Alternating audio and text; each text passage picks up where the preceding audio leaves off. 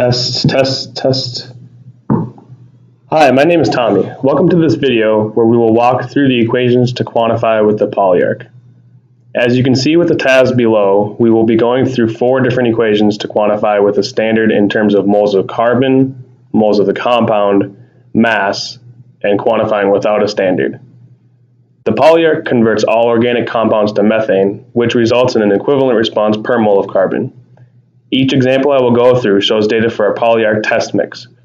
Note the units will only be correct for the mass concentration tab, but assume molar concentrations will work for this illustration. In the cases where an internal standard is referenced, it is required that you have an internal or external standard to reference in your calculations. We recommend using an internal standard that is compatible with your solvent, non-reactive with anything in your sample, and that doesn't colute with any other analytes in your sample. It is also preferable that your internal standard has similar molecular functionality to your analytes. The first equation we will go through here is the simplest one, as it simply incorporates the fundamental fact that you get an equivalent response per mole of carbon.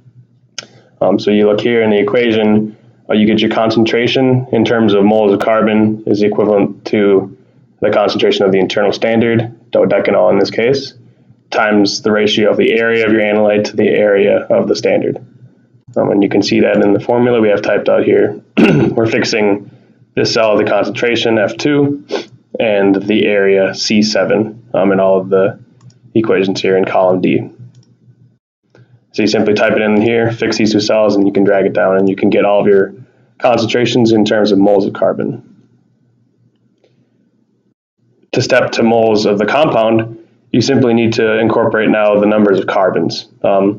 So the formula looks very similar to the last equation. It's just that we're adding this term here, the ratio of the numbers of carbons in the standard over the numbers of carbons in the analyte. Note that this ratio is flipped in terms of standard and analyte relative to the area ratio. And this carbon ratio will be unique in that sense, and you'll see that moving forward as well. So again, in column E here, we have a similar looking equation. We're simply fixing the concentration, cell G2, which would correspond to MS. Cell D7 here is the area, corresponding to AS. And cell C7 is the carbons, corresponding to numbers of carbons.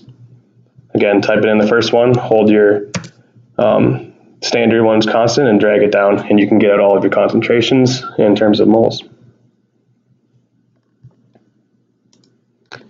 This is the most commonly used equation here to get it in terms of mass. So we're just adding another term here, that being the molecular weight term here. So you'll notice the analyte molecular weight's on top, and the standard molecular weight is on the bottom. So for this illustration, to show you how we do it, I'll actually type out the formula here. So the first cell we're going to reference is going to be the concentration of our internal standard dodecanol. We'll just go ahead and fix that. We're going to multiply it times the areas.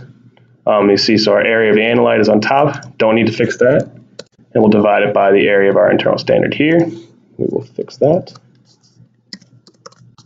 Next is the molecular weights. Same order, so we'll do the analyte first over the fixed internal standard. And last, we'll work with the carbons. So you'll notice again the number of carbons is on top for the internal standard. We will fix that one and divide it by the number of carbons in your analyte. So you type it out that way, all you need to do is drop it down and you get all of your concentrations, in this case in terms of mass. So this is what the actual makeup is for this mixture. The other, like I said, it's actually 250 ppm by mass. The other ones, we were just assuming it's 250 ppm molar and calculating that way, even though it's not necessarily the case. So lastly, you can calculate without the use of an internal standard, provided that you have no compounds in your sample that aren't detectable by FID. So primarily, if you have water or solid content in your sample, you don't want to use this equation. But if you know it's all organics and you're going to pick it all up in the FID, then this is definitely valid to use. So it's sort of a 2-step calculation. The first step here being calculating what we call a relative mass response factor, RMRFA, for each analyte. You'll notice there are standard terms in this equation.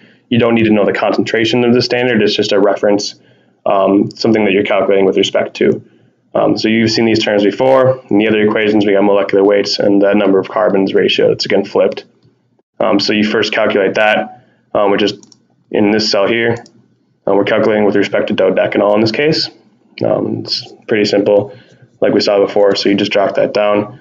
You notice it's equivalent to 1 for dodecanol because we have, we're referencing the same exact thing. The next step is then to take this RMRFA and multiply it by the area. So you have this term here, the term that's inside the summation, and that'll be the individual term for each concentration as well.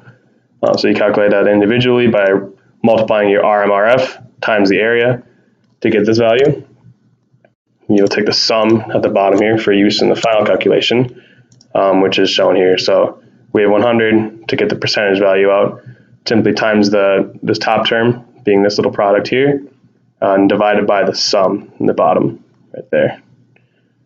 Then you get out your weight percent that way. So pretty straightforward. Again, only valid if you know everything is detectable by FID in your sample. So that wraps it up. Just to review, we started with moles of carbon, the simplest equation. We're really just rearranging the assumption that you get an equivalent response per mole of carbon. We're taking it with respect to a standard, internal standard, or it could be an external standard. The next step up is to incorporate numbers of carbons to get your molar values of the compounds. Next, including molecular weights, will give you the mass values, which is the most common application, the most common equation that we see. And then lastly, you can get weight percent calculations if you know everything is volatile and detected by the FID. So we're happy to help. If you have any questions, feel free to contact us. Information's here. Zoom out a little bit so you can see. Again, my name is Tommy, so you can email me directly or you can reach out to ARC in general. We'll always get back to you between 8 a.m. 5 p.m. Central Time, Monday through Friday. We do have a lot of resources available on our website, our documents page, so feel free to navigate there. We have a more detailed document describing this quantification. But of course, if you have any questions, feel free to reach out. Thank you for taking the time.